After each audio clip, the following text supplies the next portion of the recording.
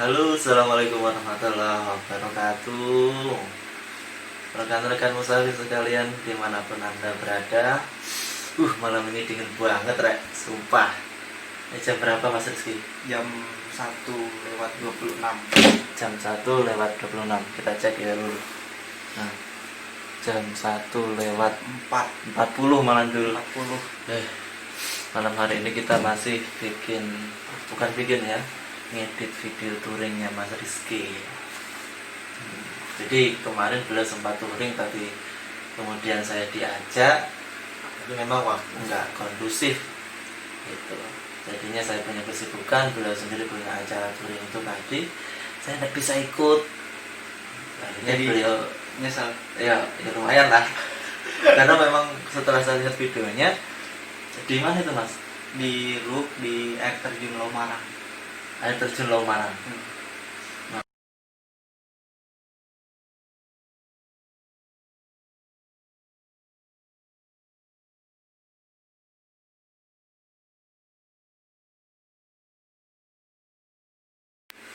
Kalau teman-teman berminat silahkan searching di Maps air terjun Lomarang, Lubuk Kabupaten Banggai. Itu ada Mas, ya Mas Rizky ya. Ada.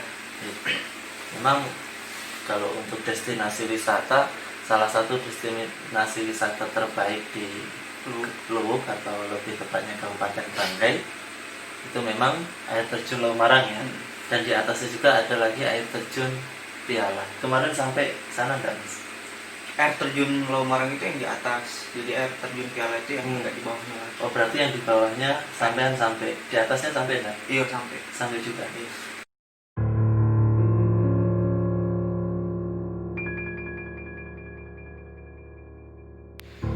Jadi kami berdua, saya dan Ramdan itu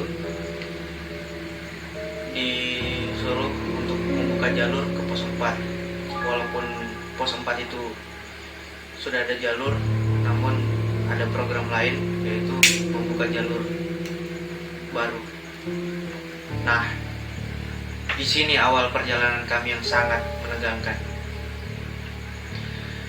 Ketika kita membuka jalur, ada berbagai kejadian yang sangat aneh dan sangat menakutkan bagi saya.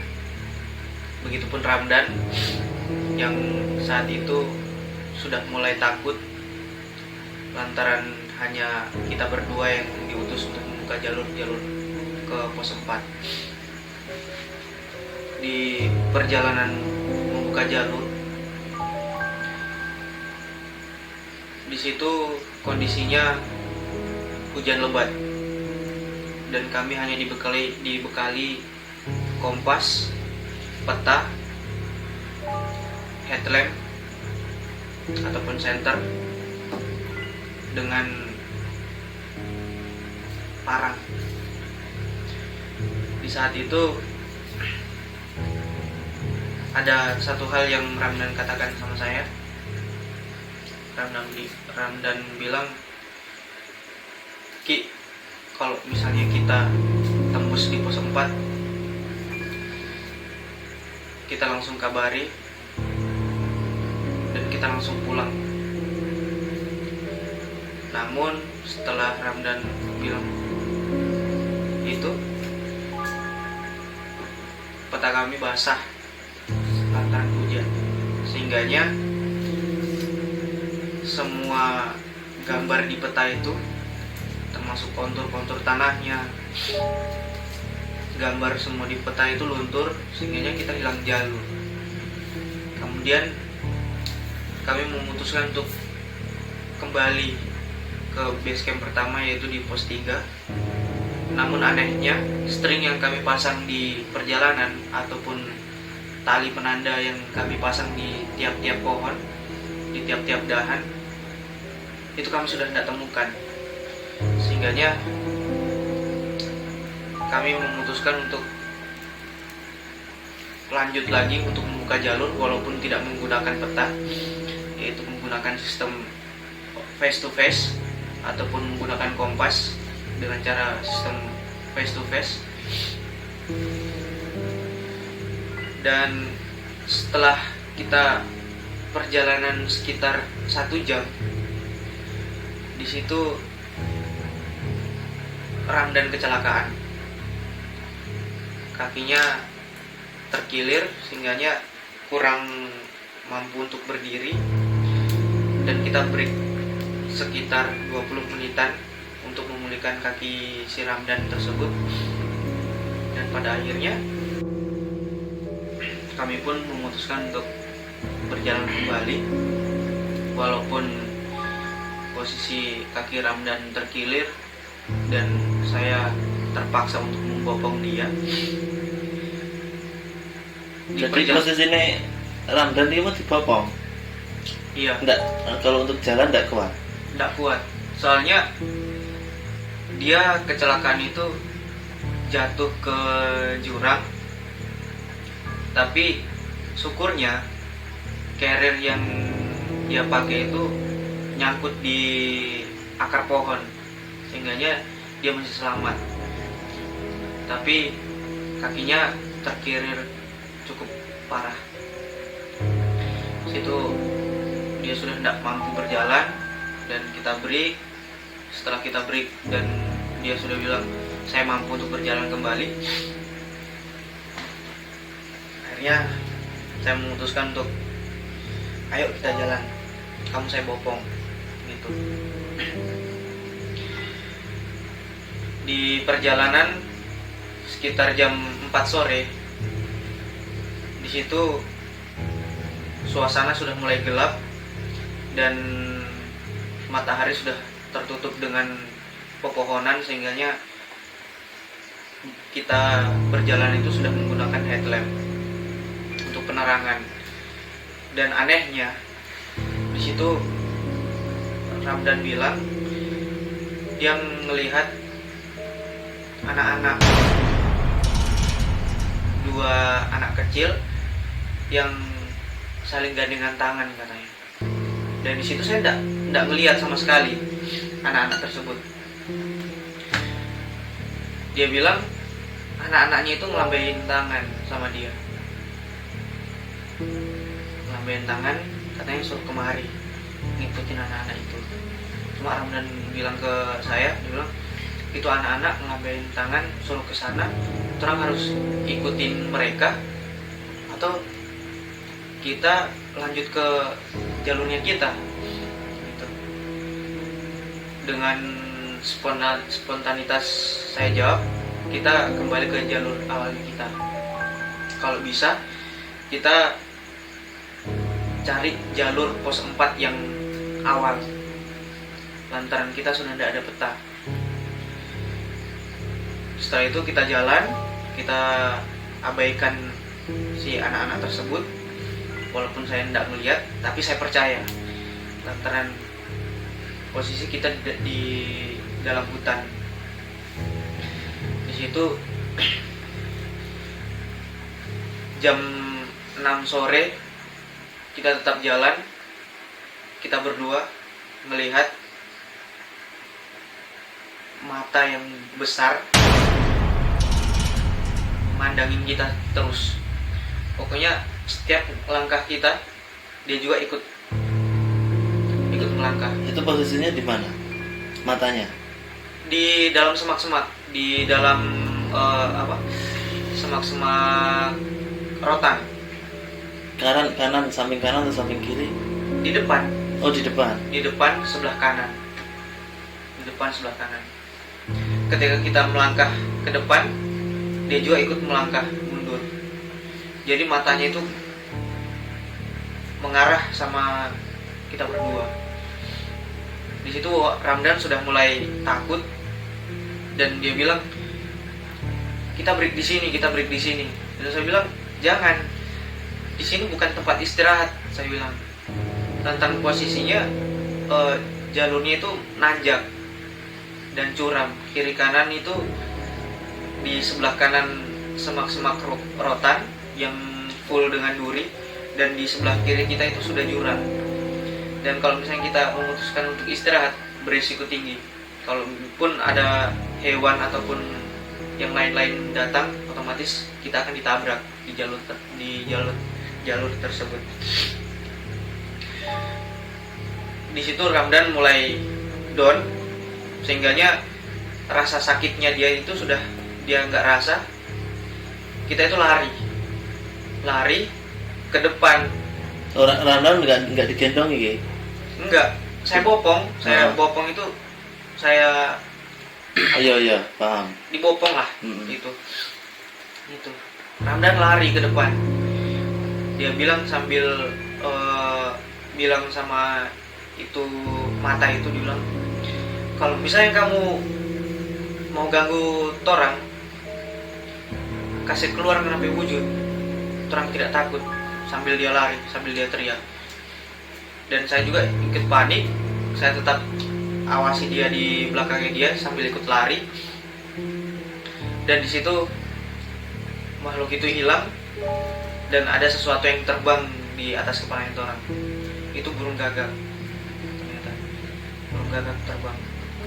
Entah dia berubah wujud menjadi hewan atau bagaimana, kita tidak tahu. Dan di situ Ramdan sudah capek tapi tetap maksa. Saya bilang sudah bisa istirahat di sini, tapi dia bilang saya harus tetap jalan. Kalau misalnya tidak jalan, ini kakiku tambah sakit katanya. Di situ saya sambil babat-babat semak-semak, babat-babat, dan tidak sengaja di situ saya ngebabat ngepotong tupai, kepotong tupai itu secara tidak sengaja. Nah di situ katanya Ramdan, hati-hati kalau misalnya nggak sengaja motong hewan, kita bakalan tidak selamat katanya. Di situ kami memutuskan untuk terus berjalan sampai pada akhirnya kita berdua menemukan jalur asli pos 4. Dan alhamdulillah si Ramdan itu pernah ke Pelomatea dan dia pernah tembus ke pos 4 menggunakan jalur tersebut. Namun di tengah-tengah perjalanan kita ke pos 4, kita mendapati anak sungai. Di situ kami menyeberang. Pas di tengah-tengah anak sungai, di situ ada sosok orang berdiri di seberang, sudah nungguin kita. Ya kita berharap itu sudah ada senior-senior yang nungguin, dan ternyata setelah kita sampai di seberang itu nggak ada orang. Padahal waktu kita di tengah-tengah anak sungai itu jelas sekali ada orang yang nungguin. Dia duduk sambil pegang rokok. Tapi setelah kita sampai di ujung anak sungai, di seberang, tidak ada satu orang pun yang duduk di situ. Terus Ramdan bilang, kita nggak selamat ini Ki. Kalaupun kita selamat, itu mujur-mujuran. Ini Gunung Pelomatea, tempat kematian, tempat pembantaian dulu. Otomatis banyak hal-hal yang aneh di sini. Dan mudah-mudahan orang masih bisa pulang dan gabung sama senior-senior. Setelah itu kita jalan. Posisinya jalannya itu nanjak lumayan tinggi, dan Ramdan di situ mulai merasakan kakinya perih. Pas kita buka sepatu larsnya, ternyata kaki yang terkilir itu bukan cuma terkilir, ternyata di bagian kakinya itu ada yang robek. Sehingganya kita obatin dulu menggunakan medical kit. Di situ tuh dia sudah panik, sudah tidak mau berjalan lantaran dia lihat sudah parah kakinya. Tapi saya di situ berusaha untuk menjadi orang yang sok kuat, sok berani. Saya motivasi dia. Ini perjalanannya orang yang terakhir. Kita harus kuat. Kita harus tembus di pos 4. Dan mungkin ini akan menjadi sejarah kita berdua. Dan di situ dia mulai termotivasi dan dia mulai semangat lagi untuk berjalan. Jam 9 malam kita dapat pos 4. Dan di situ Ramdan langsung teriak dan saya langsung sujud syukur. Dan di situ saya survive sendiri. Di situ ada jalur air yang kecil, jadi ada air yang mengalir. Kemudian di situ saya dengar banyak suara katak. Sebenarnya saya memutuskan untuk cari makan di situ, survival. Dan si Ramdan tersebut sudah tertidur pulas dan saya tidak mau ganggu dia tidur. Ketika saya survive, saya tangkap katak dan di situ ada hal yang paling aneh di situ. Di situ ada katak duduk di atas batu, lumayan besar kataknya, dan saya tertarik sama katak tersebut. Saya bilang, wah ini katak besar sekali, pasti kenyang kalau saya makan. Ternyata pas saya dekati katak tersebut mau saya tangkap, katak tersebut nangis. Dan di situ secara spontanitas saya langsung pukul katak tersebut dengan parang dan kataknya itu terlempar jauh. Kemudian saya lari. Kataknya nangis cewek, nangis cowok. Nangisnya itu aneh, seperti suaranya itu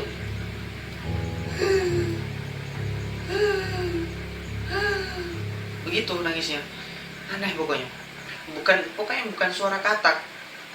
Dan saya hafal sekali suara katak bagaimana. Dan itu kataknya nangis. Dengan spontanitas saya pukul dan dengan katak yang sudah saya tangkap, saya lari ke bivak. Kemudian saya bangunkan Ramdan tersebut. Kemudian saya ceritakan, saya melihat katak yang bisa nangis. Dan Ramdan di situ sudah mulai panik, dia bilang, ayo kita pulang. Gitu.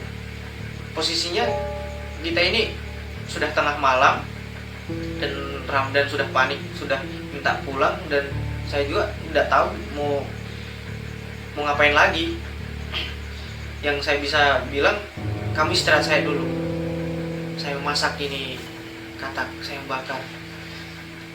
Nanti setelah kataknya masak, kataknya matang, saya bangunin kamu, dan setelah kita makan istirahat sebentar baru kita pulang.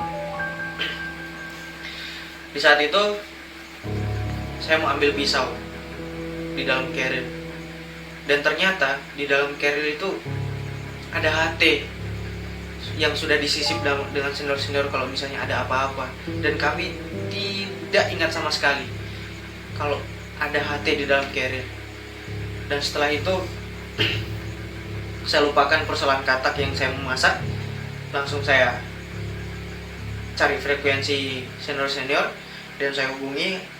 Syukur alhamdulillah masuk, dan saya bilang sama senior-senior, monitor bang, kami sudah di pos 4, posisi kami miris, Ramdan terluka parah. Kemudian senior-senior balas, dia bilang bertahan sampai besok pagi kami nyusul, dia bilang begitu. Tapi di situ Ramdan langsung nangis. Saya tidak tahu, mungkin Ramdan itu belum tidur dan mendengar pembicaraan saya dengan senior-senior. Di situ Ramdan langsung nangis, dan saya kira di situ kesurupan. Kalau misalnya Ramdan kesurupan, di situ saya bilang, kamu kalau kesurupan dan saya bakal tempeleng kamu, laki-laki kesurupan.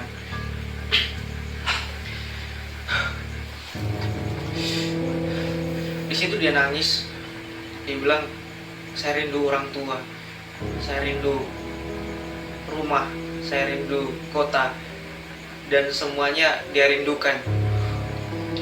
Kemudian saya juga ikut nangis, saya bilang, saya juga rindu dengan orang tuaku, saya jauh sekali dengan orang tuaku. Kalau misalnya saya mati di sini gimana, dan kalau misalnya orang tua mati di sini gimana? Orang tuaku nggak tahu kalau misalnya keadaannya saya itu begini. Yang pasti kita harus berusaha untuk survival, bertahan sampai besok pagi, jangan sampai kita mati. bilang begitu. Kemudian Ramdan langsung bilang, ayo kita masak. Setelah kita masak, menghilangkan ketakutannya kita nyanyi-nyanyi. Kita nyanyi-nyanyi sambil makan katak itu. Dan pas kita nyanyi-nyanyi itu, Ramdan bilang, Ki, di belakangmu kok ada orang? Dibilang begitu. Di belakangmu kok ada orang? Siapa itu, Ki? Saya bilang, ayo masuk ke dalam bivak. Ayo masuk ke dalam bivak. Sudah aneh ini, sudah aneh. Sudah nggak betul ini keadaan. Ayo kita istirahat, kita tidur. Kemudian celana saya buka untuk jadi selimut, lantaran di situ banyak sekali nyamuknya. Saya buka, kemudian buat selimut untuk tangannya kita berdua. Dan bodohnya Ramdan, dia nggak bawa raincoat, nggak bawa jaket di situ, sehingga dia kedinginan. Dan saya juga posisinya dingin, tapi demi solidaritas, demi survival kita berdua, saya buka jaketku, kita bikin selimut berdua. Di situ kayaknya romantis sekali di situ. Jadi setelah itu, mungkin lantaran kita sudah capek sekali, kita tidur itu tembus sampai jam 12 siang. Ketika saya sudah bangun, Ramdan itu sudah cari kayu, dia sudah dapat udang, dia sudah dapat ikan segili, ikan yang panjang macam ular itu. Dia sudah survive ternyata. Dia bilang dia sudah kasihan sama saya, tadi malam sudah nyarikan makan dia, sehingga waktu pagi dia sudah bangun, kemudian dia sudah survive. Di situ saya sangat terharu. Ternyata Ramdan ini cukup perhatian juga sama saya. Orangnya nggak egois. Nah, di situ jam 12 siang dia sudah cari kayu, sudah mulai start masak, kemudian saya sudah bangun. Nah, di situ hatinya bunyi. Itu dari senior-senior. Dia bilang, di sini hujan deras, kemudian di anak sungai, kami sudah di perjalanan pos 4 di anak sungai, tapi anak sungainya banjir katanya. Jadi perjalanan kami masih tertunda. Kalian bertahan dulu di situ. Kemudian saya bilang, Bang, kayaknya kami sudah tidak bisa bertahan di sini, Bang. Kami sudah lapar, sedangkan kami tinggal survive ini, Bang. Kemudian dibalas lagi, bertahan, sedikit lagi kita sampai. Kemudian kita sudah ngobrol persoalan yang semalam, orang yang Ramdan lihat di belakang saya. Saya tanya, sebetulnya yang kamu lihat semalam itu apa? Dia bilang, yang saya lihat semalam itu mata besar yang kita lihat di semak-semak rotan, katanya. Dia ngikutin kita ternyata. Merinding. Dan di situ terlihat jelas kalau itu memang makhluk besar katanya. Dan dia itu tinggi sekali, tapi dia jongkok di belakangmu sekitar 20 meteran. Dan di situ jelas sekali. Makanya saya panik tadi malam, lantaran dia itu makhluk besar. Dan mungkin kalau misalnya kamu lawan ataupun saya ngelawan, kita bakal dibawa. Kemudian kita sudah cerita, sudah saling takut, sudah pikiran sudah kemana-mana. Kemudian turun hujan, kemudian kabut asap, embun di situ tebal sekali, sehingga kita berteduh di bivak. Kemudian apinya sudah mati. Jam 4 sore itu teman senior-senior itu datang. Dan setelah senior-senior sudah datang, kemudian senior-senior teriak, Lestari. Dan dengan gembiranya saya dan Ramdan jawab, Lestari, Bang. Dan saya tidak tahu kalau di belakang saya itu tiba-tiba Ramdan langsung jatuh pingsan. Di situ senior-senior langsung lari langsung ngangkat si Ramdan itu. Kemudian sudah dikasih minyak kayu putih, dan asal teman-teman tahu, saya paling benci sekali dengan bau minyak kayu putih, sehingga saya agak nyorong sedikit supaya baunya itu gak ke hidup saya. Di situ senior-senior langsung buka carrier, langsung masak, kemudian saya langsung disuruh makan. Si Ramdannya setelah sadar juga langsung dikasih makan bubur supaya staminanya kembali lagi. Kemudian luka di kakinya juga langsung dijahit dengan Bang Im. Lukanya itu cukup besar. Nah, setelah itu kami ceritakan semua kejadian-kejadian yang kita berdua alami, dan senior-senior itu bilang ya memang begitu kalau di gunung, apalagi berjalan cuma berdua. Dan yang pasti kalian bisa tarik kesimpulan bahwasanya di hutan itu seperti apa, dan harus menjaga yang namanya kearifan lokal. Ketika kita tidak menjaga kearifan lokal, mungkin kalian berdua tidak tembus di 04 ini. Di situ kita langsung disuruh istirahat, dan yang jaga di camp itu senior sudah cerita sampai malam hari. Di situ saya kebangun dan saya minta izin untuk buang air kecil. Saya bilang, Bang, saya minta izin buang air kecil dan minta tolong ditemani. Saya takut, Bang, dengan kejadian-kejadian yang kemarin-kemarin. Takutnya hal-hal yang kemarin kita lihat itu datang lagi ganggu. Di situ cari temani dengan yang namanya Bang Yusra. Kemudian di situ saya jongkok buang air kecil di sebelah sungai, dan kami itu dilarang buang air kecil itu di sungai. Jadi saya gali lubang, gali pasir itu di pasir-pasir, saya jongkok kemudian buang air kecil. Dan di situ Bang Yusra ngelihat sosok yang Ramdan lihat di belakang saya. Dia bilang, Katu, sudah Bang, kayak cepat orang pulang. Ada yang baik orang ternyata. Dia bilang begitu. Kayak bagaimana bentuknya, Bang? Tapi saya tidak berani lihat ke belakang. Tinggi besar di atas batu di tengah-tengah sungai. Baru saya bilang, sudah itu Bang yang ngikutin orang dari perjalanan.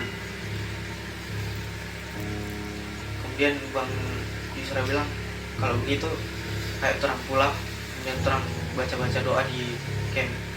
Kita pulang, kemudian di situ kita baca Yasin di tengah hutan, kita baca Yasin. Sehingganya dan di tengah-tengah kita baca Yasin, di situ ada yang namanya, kalau orang Jawa bilang mati geni ataupun kemamang.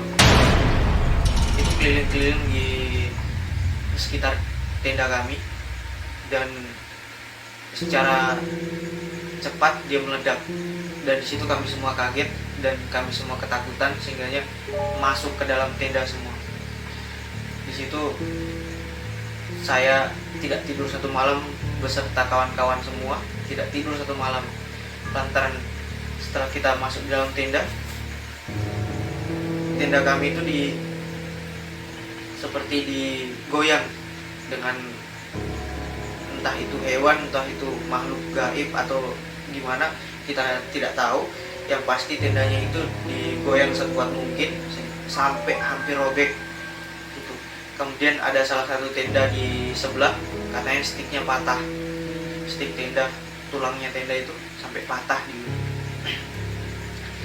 Kemudian gangguan-gangguan itu bukan cuma satu atau dua kali, tapi berkali-kali pokoknya, sampai kita teriak-teriak di dalam hutan. Dan itu hal yang paling dilarang oleh semua pecinta alam, untuk teriak-teriak di dalam hutan. walaupun sepanik apapun. Di situ kami sudah panik dan teriak-teriak sehingganya, dan hal yang aneh itu, yang goyang-goyang tenda kami semua itu tiba-tiba berhenti dan suasana menjadi dingin sekali ketika ada salah satu simpatisan kami buka jendela tenda. Di situ kita sudah dikelilingi dengan kabut dan tidak kelihatan satu pohon apapun, satu pohon pun tidak kelihatan lantaran saking tebalnya kabut itu. Terus dia bilang jangan ada yang keluar, soalnya di luar kabut tebal, jangan sampai nanti ada yang hilang. Gitu. Kita sudah panik dan kita sudah mulai istirahat sampai tembus pagi. Pagi kita masak persiapan untuk pulang, dan kita sangat buru-buru sekali lantaran kejadian semalam. Kita buru-buru sekali. Di situ pertama kali Ramdan hilang. Kejadiannya gimana? Kok ditahu Ramdan hilang itu biar? Kita pertama tidak sadar. Yang kita tahu Ramdan itu dia posisinya sakit dan dia beristirahat di dalam tenda. Ketika sudah mau pulang, itu Ramdan sudah tidak ada. Ramdan tidak ada dalam tenda. Di situ saya panik lantaran saya partner dia jalan dari pos 3 ke pos 4. Saya panik dan saya sudah menangis lantaran Ramdan hilang. Kita cari Ramdan ini. Kita cari sampai 3 jam. Ternyata kita dapati itu Ramdan itu sudah di pinggir sungai, di tempatnya si makhluk besar tadi itu, di atas batu di tengah-tengah sungai. Dia di situ nggak tahu kenapa ngelamun di situ. Ngelamun. 3 jam kita cari.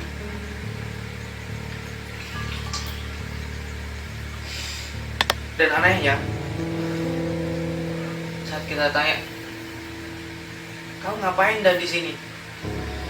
Dia bilang, "Cari angin, Bang. Saya senang di sini. Anginnya sejuk." Katanya begitu. Kemudian kita ajak dia pulang, kita ajak dia packing. Kemudian kita cross check lukanya, kita ganti perban. Kemudian mulai kita jalan. Sebelum kita jalan kita berdoa untuk keselamatan.